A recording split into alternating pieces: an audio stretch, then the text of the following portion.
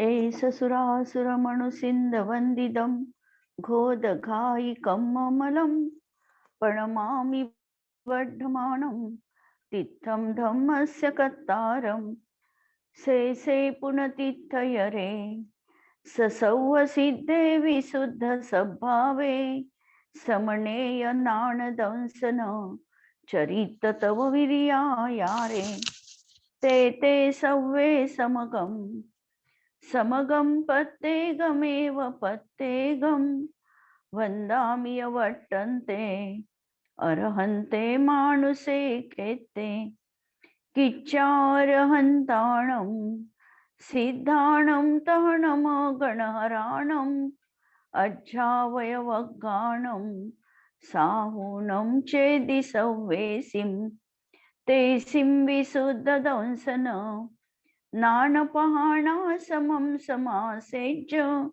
उवसंपयामि सम्मं जत्तो निर्वाण संपत्ती. स्वाध्याय कक्ष संपेपर्यंत आपणा सर्वांना चतुर्विध आहाराचा त्याग असणार आहे. अंतिम शासननायक 1008 भगवान महावीर स्वामी की जय. द्वादशांग श्रुत देवी की जय. प्रवचन सार ग्रंथ कुंद आचार्य प्रणीत आपण बघतो आहे आणि 73 नंबरच्या गाथेच्या टीकेकडे आपल्याला वळायचंय.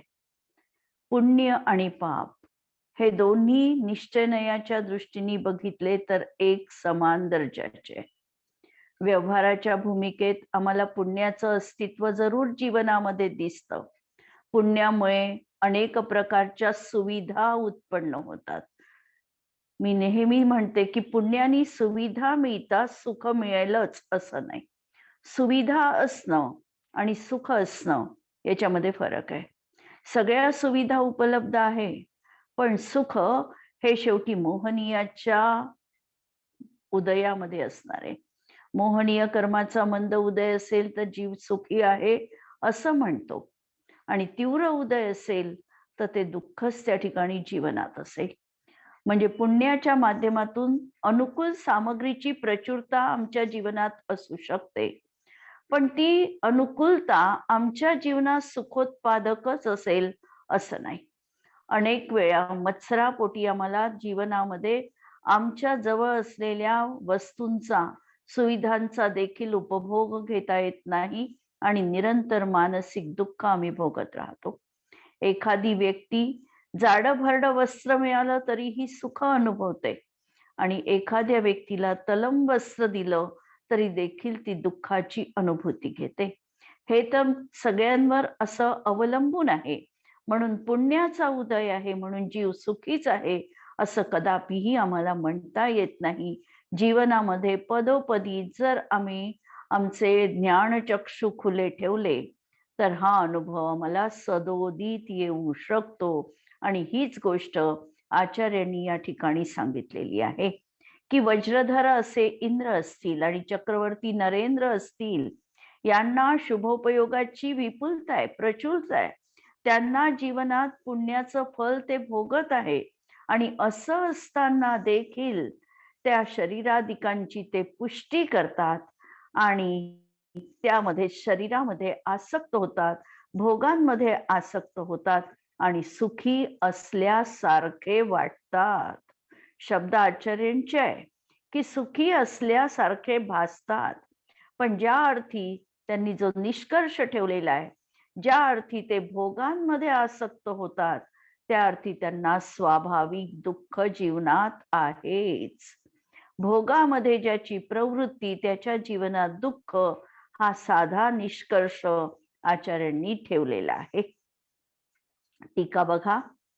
ज्या अर्थी इंद्र आणि चक्रवर्ती मनोवांछित भोगांनी, त्यांच्या तर सर्व सुख हात जोडून उपलब्ध असतात. चक्रवर्तींच्या जीवनामध्ये नवनिधींची प्राप्ती असते, त्याच्या माध्यमातून त्यांना सगळ्या सुखोपभोगाची विपुलता आणि प्रचुरता त्यांच्या जीवनात दिसतात. मनोवांछित भोग भोगताना देखील ते दिसतात आणि अशा तऱ्हेने शरीरादिकास पुष्ट करतात. शुभम चक्रवर्तीचं उदाहरण माहिती आहे आपल्याला की शुभम चक्रवर्तीची खाण्यामध्ये एवढी तीव्र लालसा होती की त्यांना एका नोकराने फळ आणून दिले आणि ते फळ त्यांना परत खावेसे वाटले. त्यांनी सांगितलं की हे समुद्राच्या पलीकडच्या बेटावरून मी फळं आणतो, तुम्ही तिथे चला माझ्यासोबत आणि मी तुम्हाला फळं देईल. शुभम चक्रवर्ती त्याच्या सोबत जाण्याला तयार झाला. समुद्रातून जात असताना तो नोकर म्हणजे व्यंतर जातीचा देव होता. पूर्वकृत्यांचं जे काही त्यांनी, तो आचार्याचा जीव होता. त्याच्यावर गरम खीर त्यांनी फेकलेली होती शुभम चक्रवर्तींनी, म्हणून तो जळून व्यंतर जातीचा देव झालेला होता आणि त्याला चक्रवर्तीच्या जीवनात वचपा घ्यायचा होता, बदला घ्यायचा होता. म्हणून त्यांनी फळाचं आमिष दाखवून त्याला जहाजामध्ये बसवलं आणि मायामयी असं मोठं वादळ निर्माण झालं. जहाज हलायला लागलं, डुबतं की काय अशी परिस्थिती आली आणि अशा परिस्थितीत शुभम चक्रवर्तीच्या मनामध्ये नमोकार मंत्राचा त्यांनी धावा सुरू केला.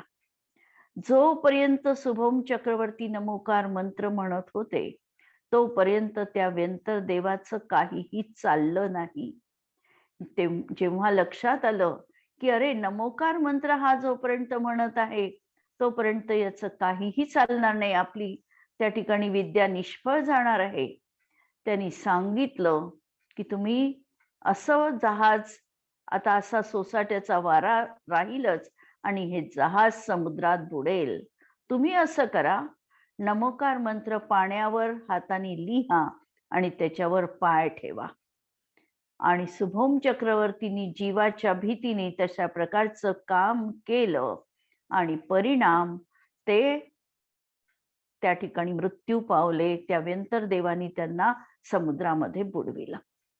सांगायचं तात्पर्य हे की अशा तऱ्हेने हे भोगामध्ये आसक्त झाला, भोग भोगण्याची अभिलाषा, मनोवांछित भोगांच्या माध्यमातून शरीराची तृप्ती आणि भोगांमध्ये रत होणं. आणि किती रत व्हायचं तर घाणेरड्या अशुद्ध रक्तामध्ये जळवा आसक्त होतात. जळवा माहितीये, ती एकदा पायाला किंवा कुठेही चिपकली तर शरीरातलं पूर्ण रक्त ती पिते, प्राशन करते, अशुद्ध रक्त ती प्राशन करते आणि जोपर्यंत ते होत नाही तोपर्यंत ती सोडत नाही. तिला चिमटीने ओढून काढलं तरी देखील ती रक्त पिण्याचं, म्हणजे ती मरायला उत्सुक असते पण तरी देखील ते रक्त पिण्याचं ती सोडत नाही. म्हणजे स्वतःच्या प्राणावर बितलं तरी देखील ती त्या ठिकाणाहून भोगापासून अलिप्त होत नाही. म्हणून घाणेरड्या अशुद्ध रक्तामध्ये जळवा आसक्त होतात.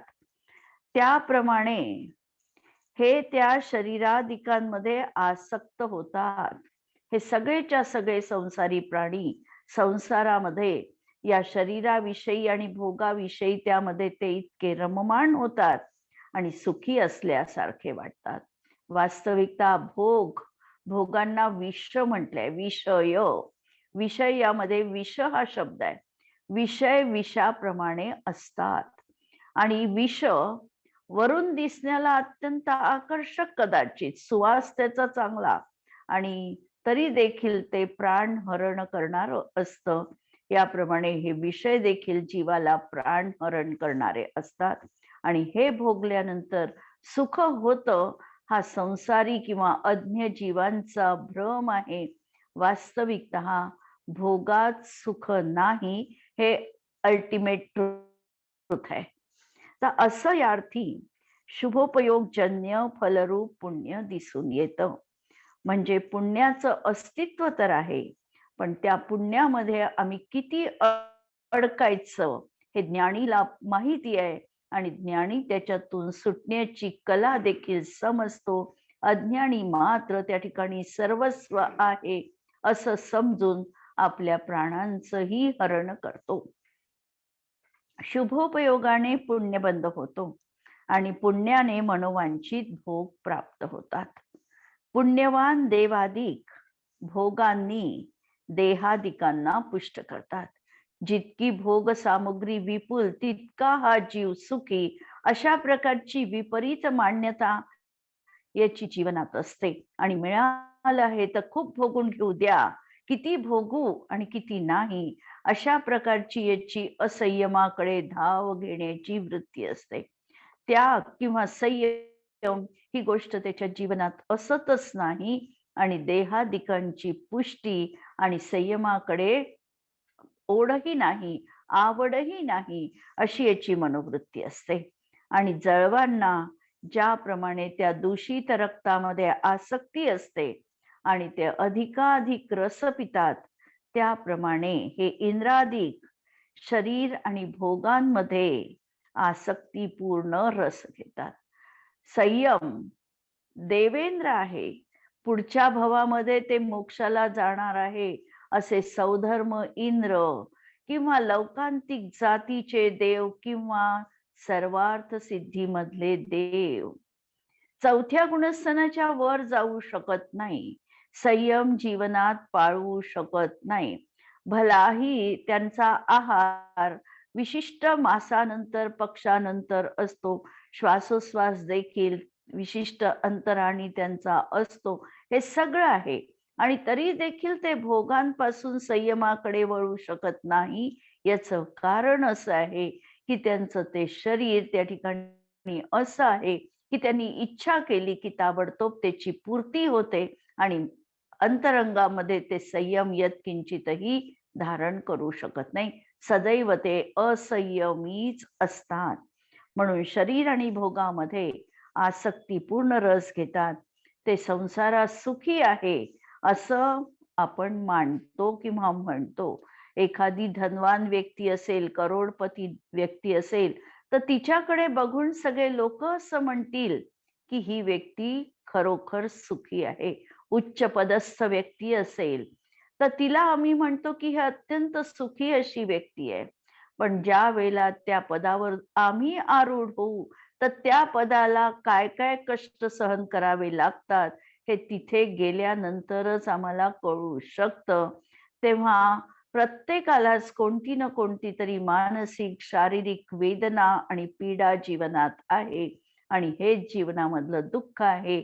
वरपांगी भोग म्हणजे सुख हे समीकरण कधीही आणि कुठेही लावता येतच नाही, ही वस्तुस्थिती आहे.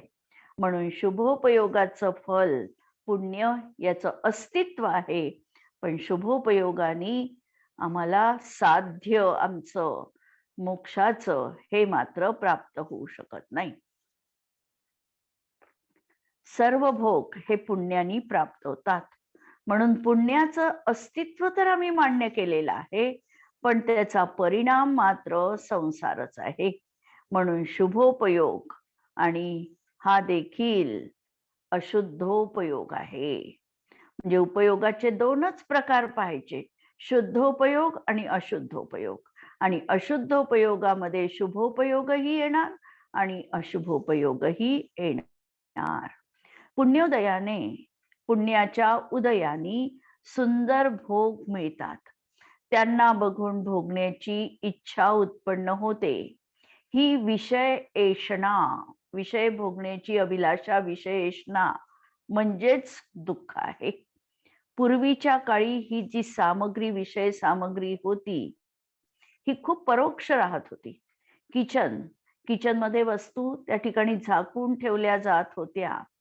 पण आज मात्र ही भोग सामग्री सतत डोळ्यासमोर असते, आणि म्हणून ती भोगण्याची भावना देखील सतत आमच्या अंतःकरणात जागृतच राहते. पूर्वीच्या काळी जेवण झाल्यानंतर कोणतीही सर्वसाधारण व्यक्ती त्याग घेत होती. अजूनही ही परंपरा आहे किंवा ही परंपरा आम्ही नित्य जपायला देखील पाहिजे. सकाळचं जेवण झाल्यानंतर आम्हाला माहिती आहे, आता आम्हाला जर 2 तास काहीही खायचं नाही किंवा पाणी देखील प्यायचं नाही किंवा पाण्याची सूटही आपण ठेवू शकतो. जर 2 तास आता काहीही खायचं नाही, तर जेवण झाल्यावर, हात धुतल्यावर आम्ही लगेचच प्रत्याख्यान करू शकतो की मी पुढचे 2 तास काहीही खाणार नाही. पाण्याची सवलत आपण ठेवू शकतो. पाणीही नसेल प्यायचं तर आम्हाला तशाही प्रकारचा नियम घेता येतो. पण या बाबतीत आपण किती सजग असतो. आम्ही जोपर्यंत हा त्याग जीवनात घेत नाही, नियम जोपर्यंत घेत नाही, तोपर्यंत आम्हाला भोगण्याच्या इच्छेचा सदैव आश्रव होत राहणार आहे. आम्ही जागरूकतेने बघायचंय की आम्हाला संध्याकाळच्या जेवणानंतर आता सगळ्याचा त्याग आहे. लगेचच आम्ही संध्याकाळचं जेवण झाल्यानंतर प्रतिज्ञा करू शकतो, त्याग घेऊ शकतो की उद्या सकाळी 10 पर्यंत 9 पर्यंत जी काही आम्हाला वेळ ठरवायची असेल तोपर्यंत मी जेवण घेणार नाही. लिक्विड घ्यायचं असेल, जसा आमचा नियम आमच्याकडून होईल तशा प्रकारची आम्ही त्या ठिकाणी सवलत ठेवून हे नियम आमच्या दैनंदिन जीवनात ऍड करू शकतो. बरेचदा फळांना देखील आम्ही 2-2 दिवस पर्यंत काही फळं आम्ही खात नाही. आमच्या घरातही ती नाही. मग आम्ही नियम का घेऊ नये किंवा नियमामध्ये आम्ही बंदिस्त का राहू नये? तर हा नियम घेण्याची प्रवृत्ती आमच्या जीवनात निरंतर असली पाहिजे, की जेणेकरून आम्हाला तशा प्रकारच्या त्या कर्माचा आश्रव जीवनात होणार नाही. देवगतीमध्ये, नरकगतीमध्ये आम्ही तर हा संयम कधी पाळूच शकलो नव्हतो. परंतु मनुष्य पर्यायीत ही सुविधा आम्हाला आहे, की आमचा जास्तीत जास्त वेळ आम्ही संयमाकडे लावू शकतो. आणि त्याच्यामध्ये फार मोठे परिश्रमही असतात असं नाही. फक्त थोडी जागरूकता आमच्या जीवनात असावी लागते. किंवा ज्या सीझनला आम्हाला फळं खायची असतील, तर त्या सीझनमध्ये जी फळं उपलब्ध असतील तेवढ्याच फळांचं मी सेवन करेल आणि बाकीच्या फळाचा मला त्याग आहे. हाही नियम आम्ही घेऊ शकतो. तर अशा प्रकारची ही जी सगळी काही आमची आकांक्षा, अभिलाषा आहे, ही आकांक्षा आम्हाला मर्यादित करून संयमी जीवन आम्हाला करता येऊ शकतं. याच्या माध्यमातून आम्हाला परत हे पुण्याची राशी मला प्राप्त झाली पाहिजे, हा उद्देश न ठेवता हे मी संयम पाळत आहे, याच्या माध्यमातून मला पुण्याची सामग्री प्राप्त व्हावी किंवा माझ्या साताचा उदय यावा, हा भाव अंतरंगामध्ये न ठेवता माझं जास्तीत जास्त जीवन हे त्यागामध्ये आणि संयमामध्ये मला व्यतीत करायचं आहे. यासाठी की याच्या माध्यमातून मी आत्म्याच्या अधिक निकट जाऊ शकणार आहे. आत्मसाधना मी अधिक काळ करू शकणार आहे. जेव्हा 2 तास पर्यंत कोणत्याही खाण्यापिण्याचा विकल्प नाही, तेव्हा 2 तास मी माझ्या आत्मचिंतनात व्यतीत करू शकते, हा भाव आम्हाला लक्षात घ्यायचा आहे. तर अशा तऱ्हेने ही गोष्ट आम्ही या गाथेमध्ये बघितली.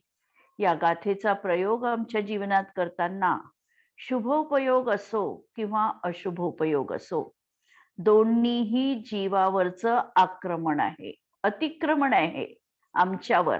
आणि अतिक्रमण आम्हाला आवडत नाही. अतिक्रमण आम्ही करत पण नाही आणि आमच्यावर झालेलं आम्ही खपवून पण घेत नाही. म्हणून हे शुभोपयोगाचं किंवा अशुभोपयोगाचं हे अतिक्रमण आहे.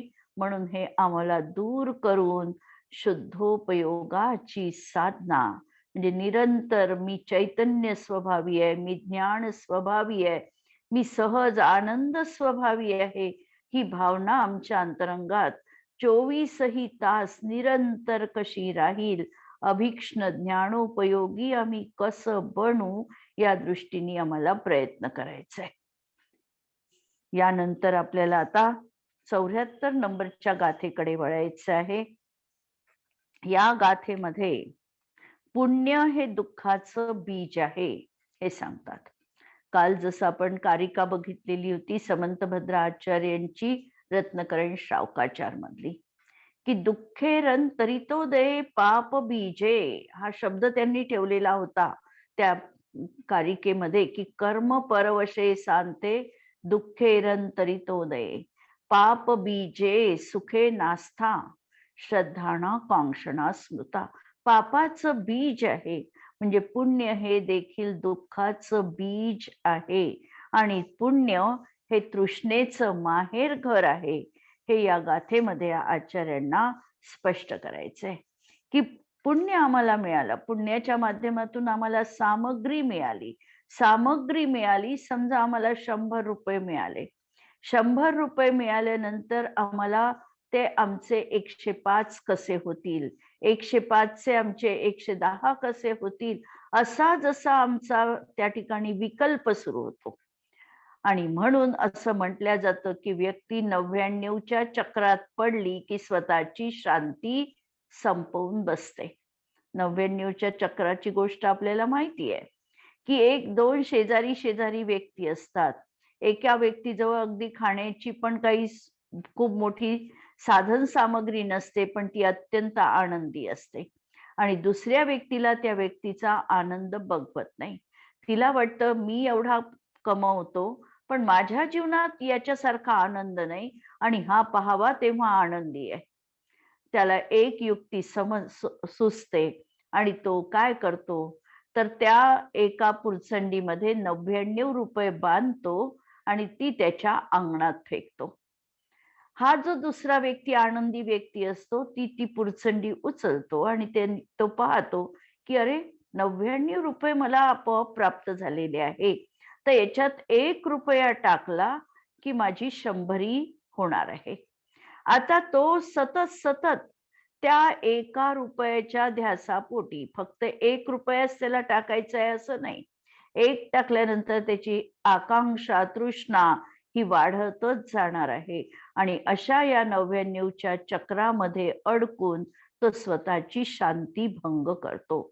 म्हणजे जेवढी आम्हाला लाभ होतो, लाभात लोभः प्रजायते.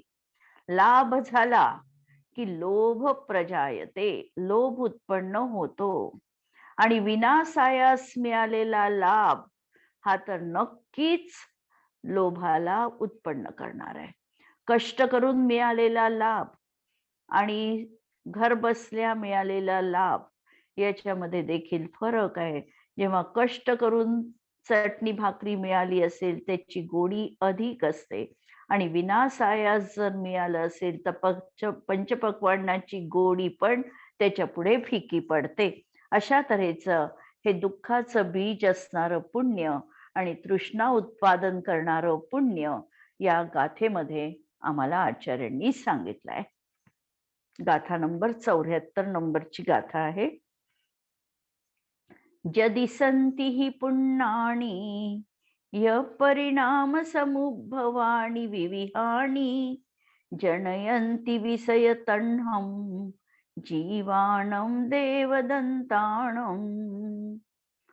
जदि सन्ति हि पुण्यानि परिणाम समुद्भवानि विविहानि जनयन्ति विषयतह्नं जीवाणं देवदन्तानं. जदि हि परिणाम समुद्भवानि विविहानि पुण्यानि सन्ति. जरी निश्चयाने शुभोपयोग परिणामापासून, शुभोपयोग परिणाम म्हणजे व्रतशील पालन करण्याचा परिणाम, दान पूजा करण्याचा परिणाम, उपवासादी क्रिया करण्याचा परिणाम, या परिणामांपासून नाना प्रकारची पुण्यरूप फले विद्यमान आहेत. म्हणजे ही वस्तुस्थिती आहे की जर चांगलं कार्य केलं तर त्याचं प्रतिफलन जीवनामध्ये सहस्रगुणित फलांनी प्राप्त होतं, चांगल्या फलांनी. हे तर नक्की आहे. परंतु तरी ती देवदंताणं जीवाणं विषयंतह्नं जनयन्ति. तरी देखील देवांपर्यंत कोणत्याही पर्यायीत उत्पन्न झाला तरी सर्व जीवांना विषयतह्नं, विषयांची तृष्णाच ते उत्पन्न करतात. भोग मिळाले आणि भोगाचा त्याग केला असं फार कमी लोकांच्या जीवनात दिसतं. भोग मिळाले, सुविधा मिळाल्या आणि त्याचा दुरुपयोग हा बहुतांश लोकांच्या जीवनामध्ये दिसतो. ज्ञानीच्या जीवनात समतोल वृत्ती राहू शकते की ते पुण्य जे आहे ते पुण्य देखील पाप आहे असं समजून त्याचा त्यागाचा ते उद्यम करतात. अज्ञानी जीव तर जगामधली सगळी सुख यामुळे मला विकत घ्यावी आणि भोगता यावी अशा एका तृष्णेने त्या ठिकाणी ग्रसित होतो. ज्ञानीच्या जीवनात निरंतर त्यागाची प्रेरणा असते आणि अज्ञानीच्या जीवनात निरंतर भोगोपभोगाची प्रवृत्ती त्या ठिकाणी दिसते. पुण्याचं फळ त्याच्या जीवनात त्याला प्राप्त झाले या सगळ्या सोयी सवलती त्याला मिळाल्या, तर या सोयी सवलतीचा उपयोग माझ्या जीवनात प्रत्येक वेळेला मी कसा करून घेऊ शकेल, याचाच म्हणजे तृष्णेचाच भाव त्याच्या अंतरंगामध्ये निरंतर राहतो. याच्या माध्यमातून त्याची विषय तृष्णाच सदैव जागृत राहते आणि म्हणून हे भोग इच्छांचे माहेरघर आहे. भोग जितके भोगू तितक्या इच्छा वृद्धिंगत होतात. दमणं म्हणजे भोगाकडे साक्षीभावपूर्वक बघणं आणि भोग भोगणं. जितके भोग भोगू तितके भोग हे दुप्पट वेगाने वाढत असतात. जैसे अनल में घी डाला. जर अग्नीमध्ये तूप टाकलं तर अग्नी प्रज्वलितच होणार आहे, हे सत्य आहे. त्याप्रमाणे इच्छा जितक्या तृप्त करू तेव्हा ते इच्छा दुप्पट वेगाने तशाच वाढणार आहेत, हे निखळ सत्य आहे. आणि म्हणून भोगांना इच्छांचं माहेरघर म्हटलेलं आहे. आणि भोग पहिल्या अवस्थेत जेव्हा आम्ही त्या ठिकाणी साक्षीभावपूर्वक वेदन करू, दमन करू, हा शब्द मी वापरणार नाही. कारण दमन केलं तरी देखील तो भोग आपल्या अंतःकरणात कुठे ना कुठे जागरूक असतो. परंतु ज्या वेळेला तो भोग आहे आणि त्या भोगाकडे आम्ही साक्षीभावपूर्वक बघतो की हा भोग आहे, या भोगाची तृप्ती केल्याने मला तात्पुरतं इंद्रियजन्य सुख तर प्राप्त मिळणार आहे, पण ती आकुलता निर्माण करणार आहे असा भाव ठेवून त्या ठिकाणी अनासक्त बुद्धीनी जर भोग भोगले तर त्याच्या माध्यमातून भोग हे निर्जरेला कारणीभूत होऊ शकतात. ही त्या ठिकाणी त्याची ज्ञानीची वृत्ती असते. आणि अज्ञानी आसक्त होऊन जशी ती माशी आहे, जर माशी त्या पाकाच्या म्हणजे साखरेचा पाक आहे, त्या साखरेच्या पाकाच्या किनाऱ्यावर बसली तर ती आपला जीव वाचवून त्या ठिकाणी पाकाचं सेवन करू शकते. पण तिने जर त्या पाकामध्ये मध्यभागी झेप घेतली तर तिच्या पंखांना पाक लागून ती त्या पाकामध्येच मृत्यू पावते. अशा तऱ्हेने या जीवानी काठाकाठावर राहून म्हणजे अनासक्त बुद्धीनीच भोग घेतले तर त्याच्यापासून आमची साधनाही व्यवस्थित होऊ शकते आणि आम्हाला ते कार्य मोक्ष मार्गामध्ये देखील प्रयोजनीय ठरते. म्हणून या ठिकाणी ही गोष्ट सांगितलेली आहे की निश्चयाने शुभोपयोगापासून नाना प्रकारची फळ सुखरूप पुण्य फळ मिळतात, परंतु देवांपर्यंत सर्व जीवांना त्यामुळे विषय तृष्णा उत्पन्न होते आणि म्हणून भोग इच्छांचं माहेरघर आहे, अनाकुलता रूप नाही. म्हणजे इच्छा आहे तिथे आकुलता सदैव सदैव असणारच आहे. जर खरोखर शुभोपयोग रूप परिणामांपासून उत्पन्न झालेली नाना प्रकारची पुण्य आहेत ही गोष्ट मान्य केली तर ते पुण्यरूप भोग देवांपर्यंत सर्व संसारी जीवांना अवश्यमेव विषय तृष्णा उत्पन्न करतात. देव देखील त्यामधून सुटलेले नाही आणि देवांना देखील निरंतर विषय तृष्णा, खालच्या जातीतील देवांचं तर आम्ही दुःख समजू शकतो, पण जे अहमिंद्रांसारखे आहे ते देखील त्या ठिकाणी या विषय तृष्णेपोटी दुःखीच जीवनात दिसतात. हे स्वीकारणं भाग आहे. खरोखर तृष्णेशिवाय जळवांना दूषित रक्तामध्ये प्रवृत्ती दिसून येत नाही. ज्याप्रमाणे त्या जळवा ते दूषित रक्त प्राशन करण्यासाठी आसुसलेल्या असतात, याच्या मागे त्यांची तृष्णाच असते. त्याप्रमाणे सर्व संसारी प्राण्यांना विषयामध्ये प्रवृत्ती दिसू नये, पण ती तर दिसून येते. संसारी जीवांना जर या पुण्याच्या भोगामध्ये आसक्ती दिसली नसती तर आम्ही असं म्हटलं असतं की पुण्याचं फल चांगलं आहे. परंतु ज्या अर्थी आसक्ती दिसते आहे, विषयांमध्ये त्याची वारंवार ओढ दिसते आहे, तिकडेच त्याचं मन सदैव गुंतलेलं आहे, त्याकडेच तो आकर्षित होतो आहे.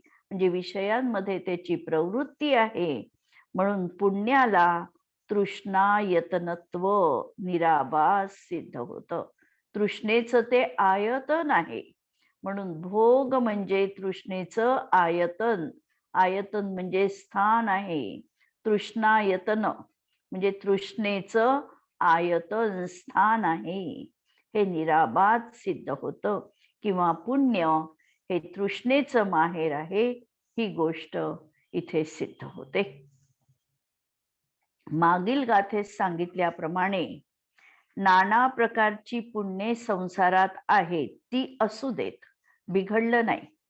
परंतु ज्याप्रमाणे जळवा तृष्णेमुळे दूषित रक्तामध्ये अधिकाधिक आसक्त होतात, त्याप्रमाणे देवांपर्यंत सर्व संसारी प्राणी तृष्णेने व्याकुळ होऊन विषयांमध्ये अधिकाधिक रत होतात. यावरून ते पुण्य फलरूप भोग तृष्णेलाच उत्पन्न करतात. जर असे नसेल तर प्राण्यांमध्ये विषय प्रवृत्ती दिसून न यावी, पण ती आढळून येते. याचाच अर्थ पुण्य फलरूप भोग हे काय आहे? तृष्णेचं निधान आहे. तृष्णा हेच दुःखाचं कारण आहे. ही गोष्ट या ठिकाणी आचार्यांनी सिद्ध केलेली आहे. आणि जर आमचा हा अधिकार सुरू आहे, ज्ञान तत्व प्रज्ञापन अधिकार सुरू आहे, पहिला अधिकार. आणि या ज्ञान तत्वामध्ये पुण्याला कुठलंही स्थान नाही. ज्ञान म्हणजे ज्ञान तत्व अधिकारामध्ये जीव कसा आहे तर ज्ञान रूप आहे, चेतना रूप आहे. आणि चेतना आणि ज्ञान आणि ज्ञानाने मिळणारा आनंद, हा आनंद गुण वेगळा. आणि या ठिकाणी जे सांगितलेलं आहे, हा लौकिक असणारं इंद्रियजन्य सुख, त्यातील आनंद वेगळा आहे. म्हणून ज्ञान तत्वामध्ये पुण्य आणि पाप दोन्हीही समाविष्ट नाही. पुण्याच्या आधाराने आत्मिक सुख मिळत नाही. जर पुण्य आमच्या जीवनात असेल तर आम्हाला सुविधा उत्पन्न झाल्या, पण त्या सुविधांचा उपयोग आम्ही धर्मकार्याकडे केला तर आम्हाला त्याच्या माध्यमातून आत्मिक सुख मिळू शकतं. परंतु बहुतांश जीवनामध्ये हे बघण्यात येतं की ज्याच्याजवळ पुण्याचा अपार उदय आहे, पुण्याचा साठा आहे, म्हणजेच सगळं काही अनुकूलता आहे, त्याचा उपयोग हा बहुतांश जीवनामध्ये पापाकडे वळलेला दिसतो. म्हणून त्यांच्या जीवनात असं पापानुबंधी पुण्य दिसून येतं. पुण्यानुबंधी पुण्य हे केवळ काही सम्यक दृष्टींच्या जीवनात दिसून येतं, की जे पुण्याचा अनुबंध करणारं आहे आणि आताही पुण्याचा उदय आहे. तर अशा तऱ्हेचं पुण्याच्या आधाराने आत्मिक सुख मिळत नाही. पुण्य हे तृष्णेला कारणीभूत असतं.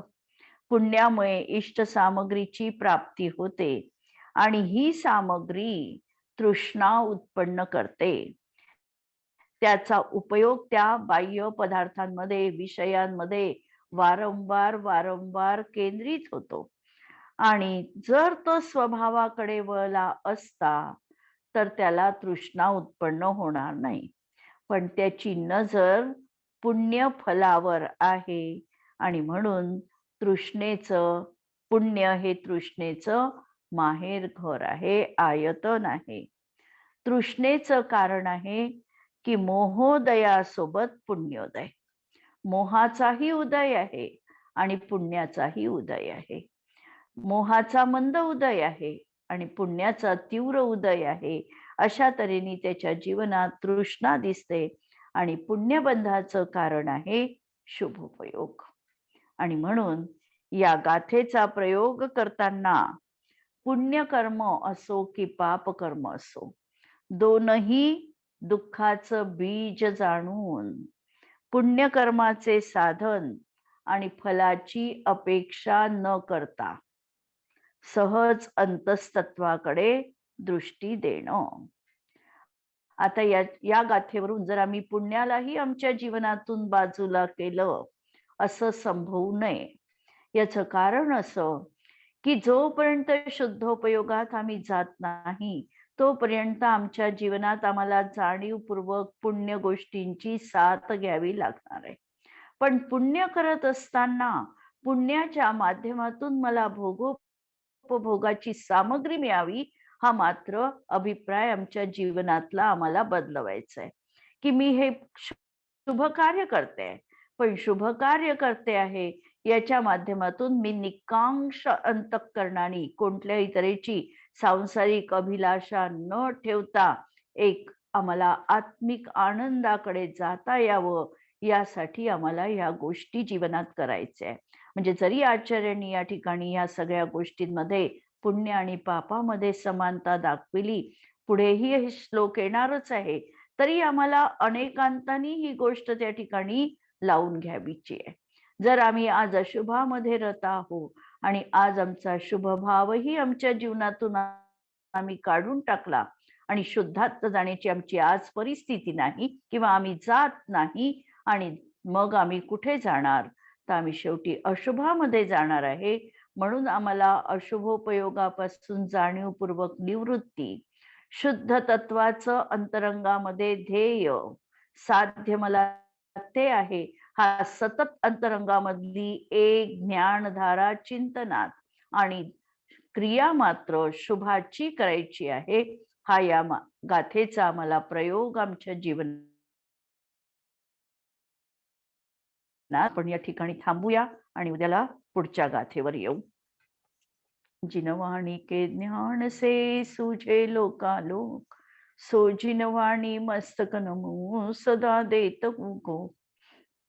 नमो अरिहंताणम, नमो सिद्धाणम, नमो आयर्याणम, नमो उच्छायाणम, नमो लोये सवसाहुनम. सर्वांना जय जिनेंद्र.